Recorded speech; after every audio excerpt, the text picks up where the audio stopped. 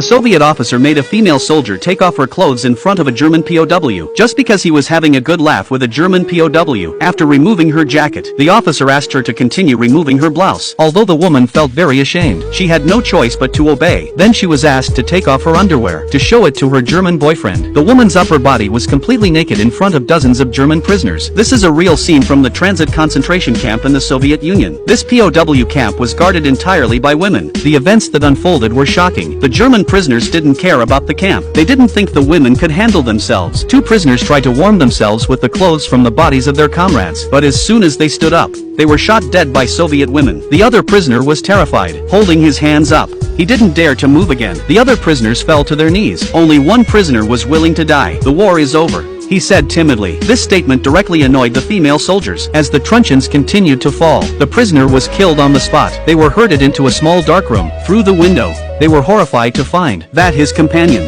who had just been killed, was hanging by his feet. The prisoners realized that this was a place worse than hell. In the midst of this apprehension, the prisoners had their first meal in the camp. Who knew that after serving a bowl of rice, a female soldier kicked over the bucket of rice? The starving prisoners were so green-eyed that they couldn't care less. They fell on the ground and grabbed it. The female soldiers wanted to make these enemies live like dogs. The female soldiers didn't stop at torturing the prisoners, often carrying clubs and sticks in their uniforms. If they didn't get their way, they were beaten. The prisoners probably never imagined that one day the roles would be reversed, to suffer the consequences of their own actions. They were lucky to be beaten at all. If they were found to have been SS, they would be publicly executed. Although the prisoners were in constant fear, but in a camp where men were in short supply, the relationship between the female guards and the prisoners gradually began to become intimate. But the consequences were terrible. A Soviet officer of high rank came to the camp. He had heard that the prisoners were living in style. The battalion commander denied it, but the officer insisted on going to the medical room himself. He wanted to see the medical records of the POWs. In fact,